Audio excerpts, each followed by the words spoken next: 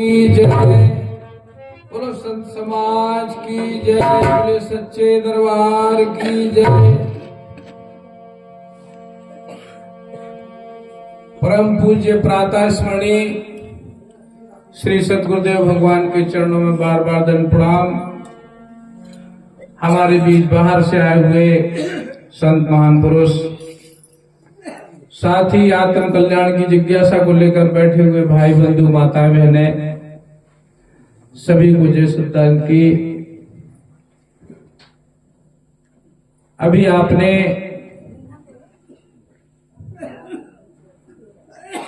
हमारे प्रेमियों के उद्गार सुने। जिसने जैसा समझा उसने वैसा आपके समक्ष रखा। यह भी जो आपने पहले सुना है, उद्धव जी के प्रति योगेश्वर कृष्ण महाराज कह रहे हैं कि मुझे संतों से बहुत प्रेम है, क्योंकि हमारे मानस में भी कहा है, अस हरि भगत सुगम सुखदाई, सोबिन संत न काहू पाई। बिल्कुल हमारे महाराज जी तो ये कहते थे कि इस भक्ति का जो बैनामा है वो संतों के पास है। संतों की महिमा अमित बताई। कृष्ण महाराज ने तो यहां तक कह दिया कि मैं संतों के पीछे जाऊं जहां जहां संत सिधारे, चरणन रज निज अंग लगाऊं, शोधे गाथ हमारे, ऊधो मोह संत सदा प्यारे। यानी उनकी चरणों की धूल, चरण धूल अगर हम में लगती है तो बोले मेरे अंग सुशोभित होते हैं। कितनी बड़ी महिमा संतों की है। और संतों की महिमा है तो संतों का भेद भी अलग है।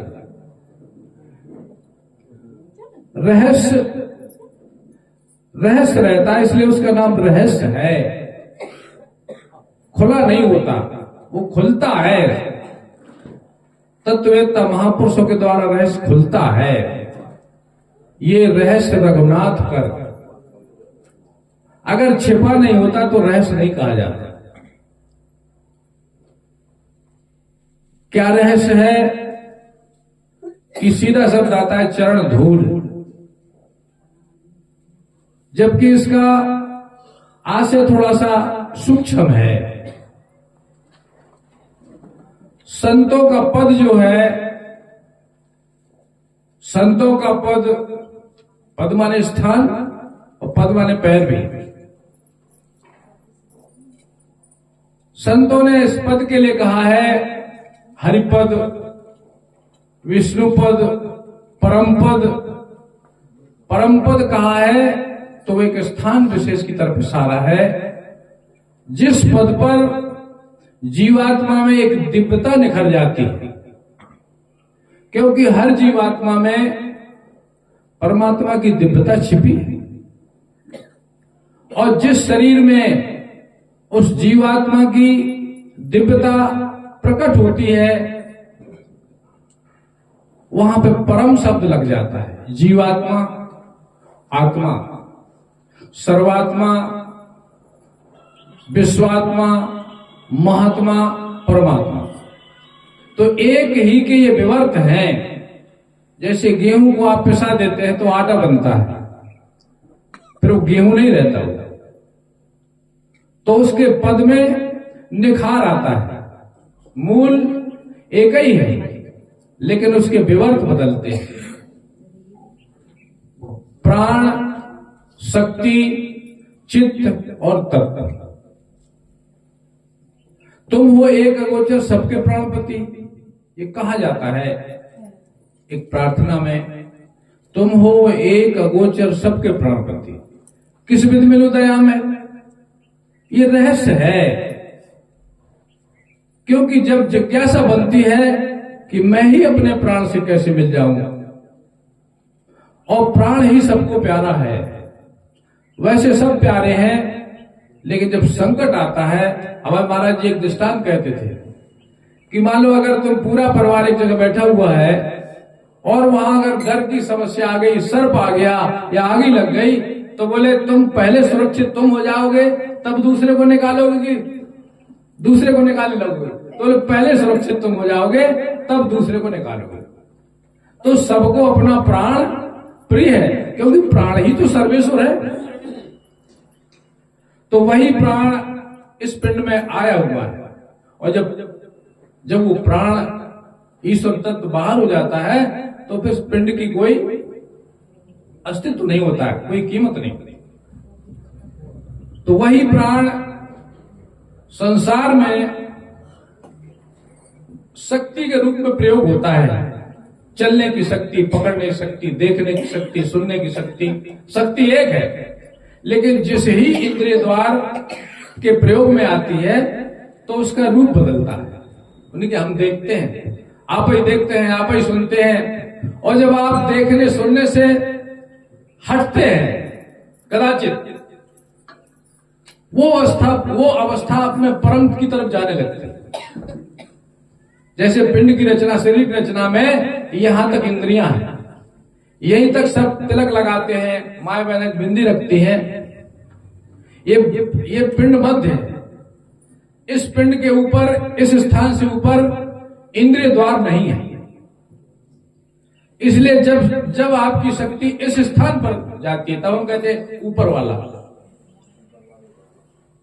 हाँ, तो आप ही जब ऊपर वाले होते हैं तब आपकी परम यानी दिव्यता आप में उभरती है। इसी को संतों ने भक्ति कहा है। भक्ति माने जैसा मैं पहले था। जब जीवात्मा इस पिंड में आती है और पिंड का विकास नहीं होता है तो उसका कुछ रहनी अलग होती है। उसकी क्या रहनी होती है कि ना उसका कोई अपना होता है, ना किसी का कोई पराया होता है। छोटा बच्चा जब वो जैसे जैसे बढ़ता है तो उसका अपना पराया बनने लगता है। तो वो जो बच्चेपन में हमारी अवस्था थी परम दिव्य, कोई अपना था कोई पराया नहीं था, ना अपना पराया था, वो अवस्था कहां चली गई? हमें में तो बंद है? हमारा वो पद जो था, वो हमारा जो व्यक्तित्व था, वो हमारी जो रहनी थी, वो हमारी जो विशेषता थी पिंड में, वो कहां गई? जब हम बाहर फैले तो इसी में दब गई हुई। तो संत कहते हैं कि जब ये आत्मा किसी महापुरुष के द्वारा या सुनकर के जिज्ञासा बनती है कि अरे हमें तो ये छिपा है। जिज्ञासा जब इस किस्म से आती, इधर के लिए आती है। संसार की जो जिज्ञासा सब में है वो कुदरतन है। कुछ भी ना सिखाओ, उम्र बढ़ती है, सब कुछ सीखने लगता है। जब इस किस्म की जिज्ञासा मनुष्य के अंदर आती है तो उसको हमारे संत कहते जिज्ञासु है, और जिज्ञासु ही ज्ञानी बनता है। जब वो सोचता है कि मेरे में दिव्यता है तो फिर वो ढूंढता है, और ढूंढेगा कहां? संतों माही पाइए और कहूं कछु। क्यों कि संत पद, संत एक उस करने की अवस्था है जो उच्च अवस्था होती है। तब महान पुरुषों ने, राम संतों की शरण में गए, कृष्ण संतों की शरण में गए, संतों की शरण में सब गए, और जो राम को संत मिले वो भी संतों की शरण में गए। एक उत्तरोत्तर ये चलता आया। हे अर्जुन, कल्प के आदि मैंने ये ज्ञान, कौन सा ज्ञान? कि जो इसमें प्राण छिपा है और उसकी प्राण से प्राणेश्वर तक की गति उसके संबंध अंदर है।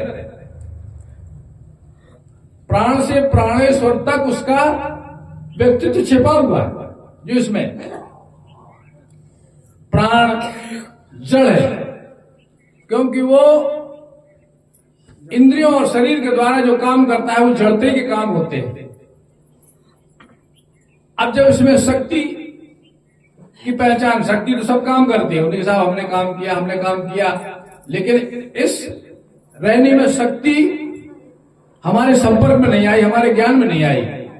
तब महापुरुष इस शक्ति की पहचान कराते हैं। पहचान का मतलब क्या है?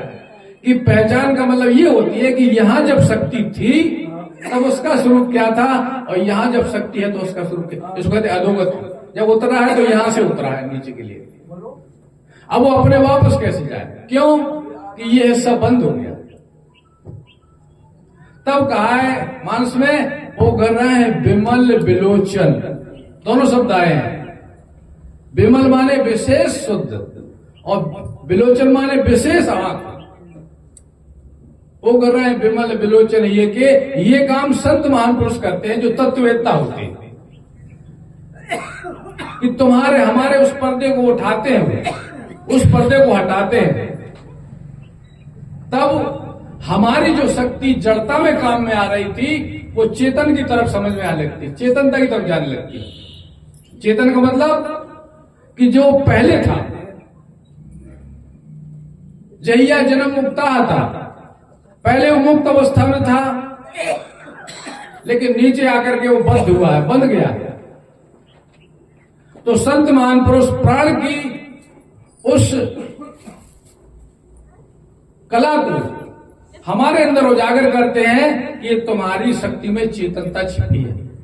प्राण शक्ति, वही प्राण जब जानकारी में आता है, जानकारी का मतलब कि यहां हम यहां पर हैं, पकड़ने वाले यहां, देखने वाले यहां से हम क्या हैं, इसका नाम गुरु के द्वारा ज्ञान मिलना होता है, उपदेश कहते हैं। मंत्रों का भी उपदेश गुरु लोग शिष्यों करते हैं, लेकिन इसमें शक्ति का बोध नहीं होता।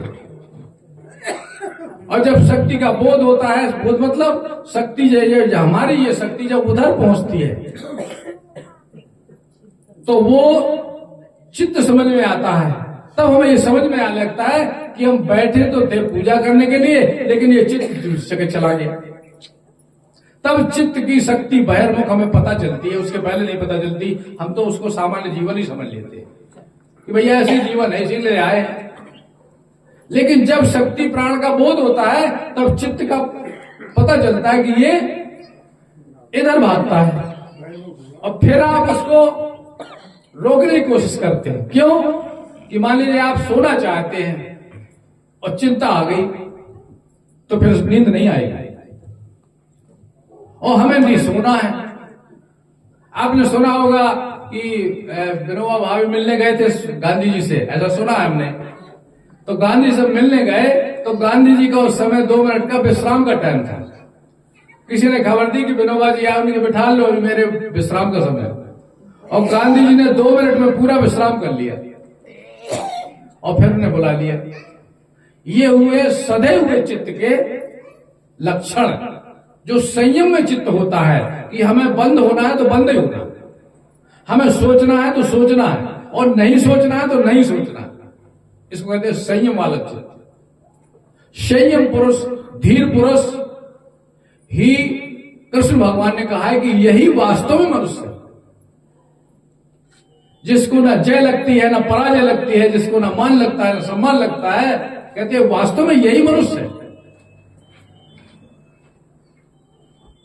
सुख दुख समूह कृत्वा हानि लाभ जया जय हो, जिसके लिए सुख दुख समान हो जाता है, हानि लाभ समान हो जाता है, जन्म मृत्यु समान हो जाता है, महाराज श्री कृष्ण ने इसको कहा है मनुष्य। बाकी सब मनुष्य शरीर में तो है, लेकिन मनुष्य शरीर में मनुष्य तो है शरीर से, लेकिन शरीर में मनुष्य कहाँ है? तब जब हमें अपने चित्त प्राण का बोध होता है, जो बाहर हमेशा घूमता है, तब हमें उसको समेटने की कला आ जाती है। जब समेटने की कला में आती है, तब कहते हैं कि वो तत्व को जानने वाला, तत्व को दर्शन करने वाला, तत्व का मर्मज्ञ वो संत होता है। ऐसी अवस्था वाले व्यक्तित्व को हमारे मानस में, हमारे ग्रंथों में संत की पदवी दी है। अब ऐसे को हम बाहर से पहचान सकते हैं। तब तुलसीदास जी कहते हैं, जो कोई कहे संत हम चीना, और तुलसी कान हाथ धर लीना। अब संत की पहचान, एक हीरा पत्थर होता है बाहर, उसकी पहचान कहते जौहरी जानता है। और हम अगर हीरा की पहचान सीखना चाहे, समझना चाहे, तो साथ जौहरी का करेंगे, करना पड़ेगा ना। इसी तरीके से जो संत का यात्रा, संत का पद है, संत की गति है, वो जीव से ईश्वर तक के पद की गति है। और इस पिंड में कह दिया है कि उसकी गति यहां से यहां ऊपर है, तब हम क्या कहते हैं? ऊपर वाला। तब कहा ये मनुष्य जन्म देवताओं को दुर्लभ है, ये इसकी महिमा। और जा काय में रहा है। अब हमारी बहन जी कह रही थी कि जब गुजर गई तब जीने का ढंग आया। मनुष्य होके मनुष्य बनकर के जीने का ढंग ये है। इसलिए और इसी को हमारे महान पुरुषों ने सत्संग कहा, भाव भक्ति उपजे नहीं साहब का प्रसंग, और विषय बेकार छूटा नहीं तो फिर कैसा सत्संग है? तो साहब हमें तो जीवन भर सत्संग करत होगा। सत्य का संग, बर्फ का संग देर नहीं लगाता, वो ठंडक देता है। और अग्नि का संग देर नहीं लगाता, वो गर्मी देता है। और सत्य का संग कुछ ना दे। संग सत्य का जिस वक्त होता है, तब हमारे महान पुरुषों ने कहा है जो उस तरफ का होता है फिर इस तरफ का नहीं होता, रहता यही है।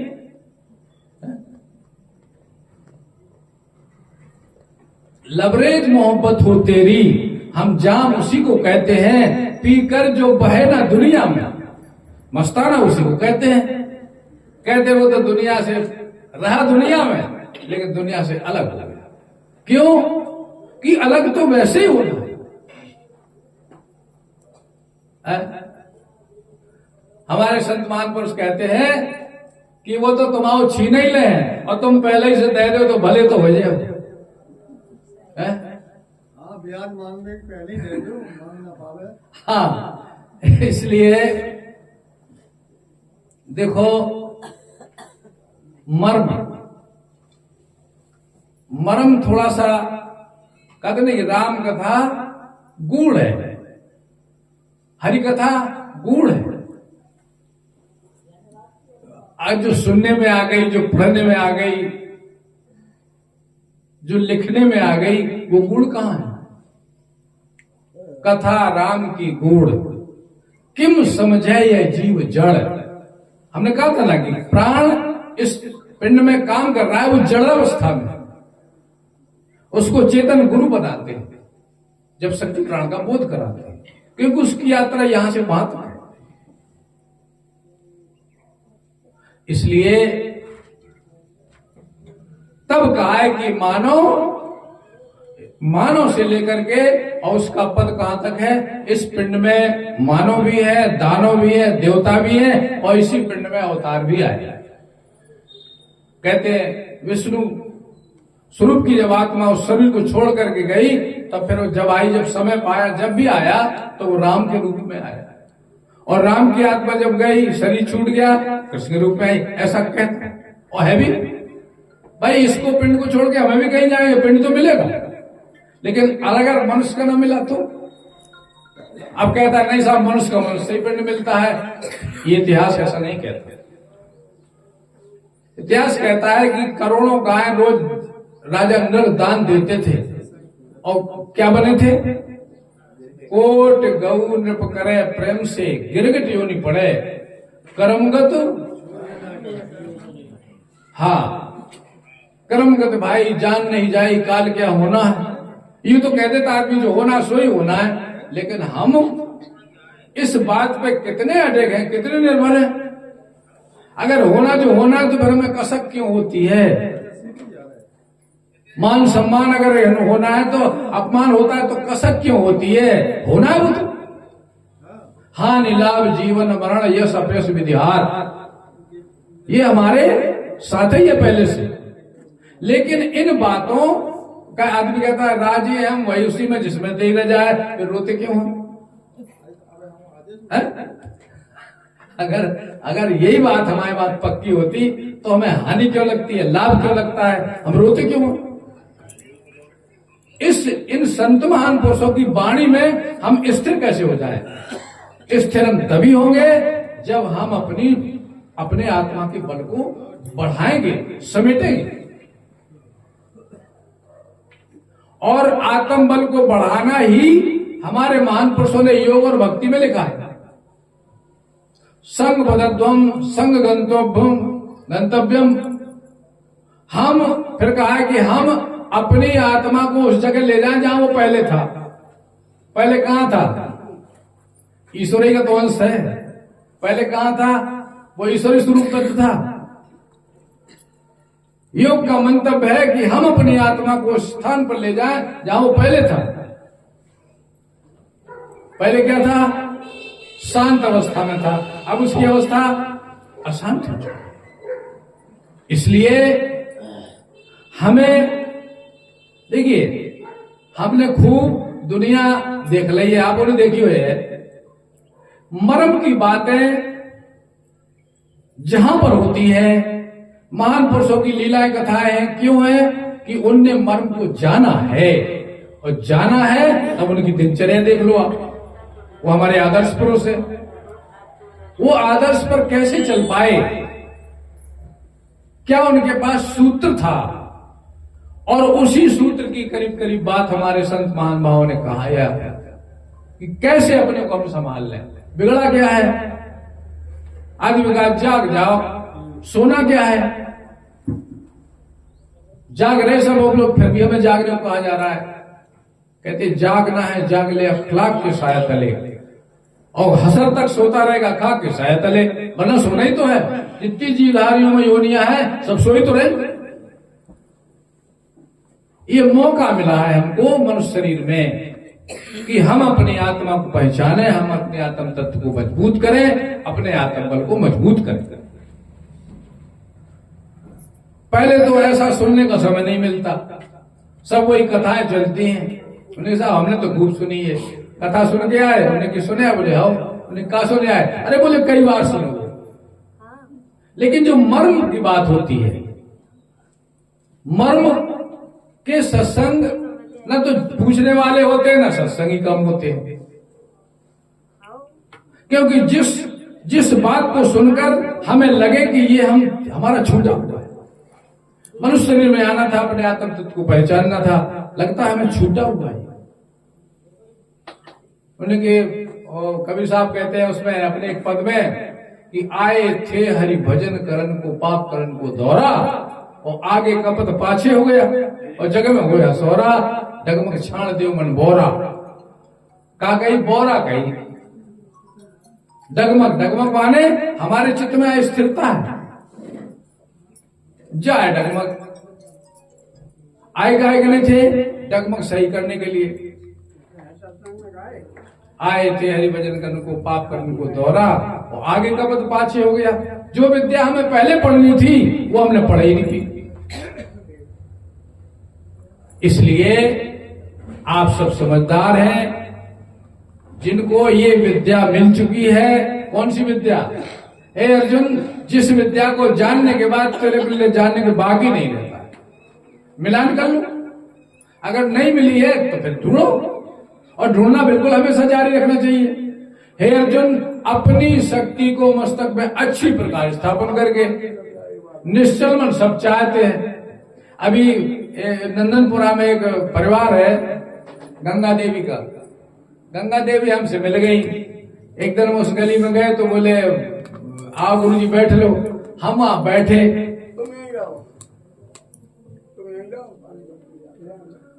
हम वहां बैठे, वो बैठ गए। तब तो उन्हें पतिदेव आ गए। देखो एक मिसाल है, हम बुराई किसी की नहीं करते।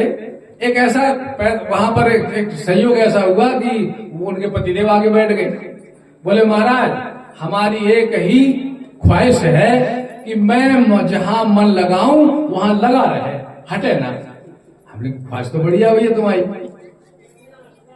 ख्वाहिश तो बहुत अच्छी है, लेकिन एक बात हमें बताओ कि तुम मन लगाना कहां चाहते हो? उन्होंने कहा कि मैं मन जहां लगाऊं वहां लगा रहे, हटे नहीं। तो हमने कहा हमें बता दो जरा कि कहां लगाना चाहते हो। अब वो हमारी बात समझ गए। तो बोले देखो, हमारी बाकी बात ना करियो, अपनी पूजा घर में वे 2.5-3 फुट की पीतल की विष्णु भगवान की मूर्ति रखे थे। बोले देखो बाकी बात ना करियो। तो हमने कहा बेवकूफ समझ लिया हमें। चित्त चलने वाला और जड़ में स्थिर रहेगा। तो हम जिनसे होगा उससे मिलेगा। हम जिस होगा तो चेतन आत्मा है, ये चेतन परमात्मा ही तरफ में चिपकेगा। लेकिन सवाल यह है कि जब तक आत्मा की पहचान नहीं है तब तक परमात्मा की बात ही है। इसलिए शुरुआत कहां से है कि आत्म तत्व की हमें पहचान होनी चाहिए। एक भजन सुन लो।